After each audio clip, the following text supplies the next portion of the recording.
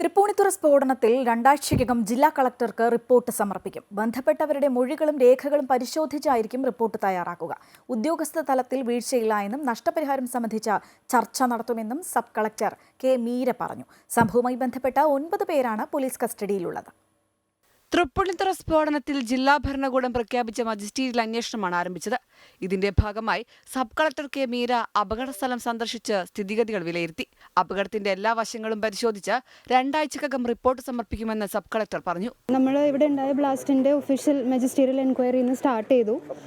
നമ്മൾ ഒരുപാട് പേരുടെ മൊഴിയെടുക്കാനുണ്ട്. നമ്മൾ ഇന്ന് സൈറ്റ് വിസിറ്റാണ് നടത്തിയത്. പ്രിലിമിനറി ആയിട്ട് അവിടെ എന്താണ് സംഭവിച്ചതെന്നുള്ളതിൻ്റെ ഒരു ഫസ്റ്റ് ഇംപ്രഷന് വേണ്ടിയിട്ടാണ് ഇന്ന് വന്നത്. നമ്മൾ എന്തായാലും ബന്ധപ്പെട്ട എല്ലാവരുടെയും മൊഴികൾ രേഖപ്പെടുത്തുന്നതാണ്. എല്ലാ രേഖകളും പരിശോധിച്ച് 2 ആഴ്ചയ്ക്കകം ഞാൻ ബഹുമാനപ്പെട്ട ജില്ലാ കളക്ടർക്ക് റിപ്പോർട്ട് സബ്മിറ്റ് ചെയ്യും. നമ്മുടെ പ്രധാന പരിഗണന എന്ന് പറയുന്നത് ഇവിടെ അപകടം ഉണ്ടാവാനിടയായ സാഹചര്യം, അവർക്ക് അതിനുള്ള ലൈസൻസ് ഉണ്ടായിരുന്നു, എങ്ങനെയാണത് അവിടെ ഒരു തീപിടുത്തത്തിലേക്ക് അത് നയിച്ചത്, അങ്ങനെയുള്ള കാര്യങ്ങളാണ് പ്രധാനമായിട്ട് അന്വേഷിക്കുന്നത്.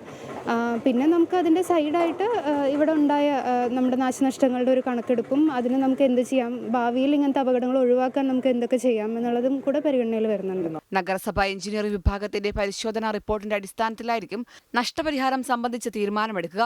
ബലക്ഷയമുള്ള വീടുകൾ പരിശോധിച്ച ശേഷം ആവശ്യമെങ്കിൽ പൊളിച്ചുമാറ്റാനും തീരുമാനമായി. അതിനിടെ ഉത്സവ കമ്മിറ്റി പ്രസിഡന്റ് ഉൾപ്പെടെ 9 ക്ഷേത്ര ഭാരവാഹികളാണ് പോലീസ് കസ്റ്റഡിയിലുള്ളത്. സ്ഫോടനത്തിൽ പോലീസ് കേസെടുത്തതോടെ ഒളിവിൽ പോയ പ്രതികളെ മൂന്നാറിൽ നിന്നാണ് പിടികൂടിയത്. മനഃപൂർവ്വമല്ലാത്ത നരഹത്യ അടക്കമുള്ള കുറ്റങ്ങൾ ചുമത്തിയാണ് പ്രതികൾക്കെതിരെ കേസെടുത്തിരിക്കുന്നത്.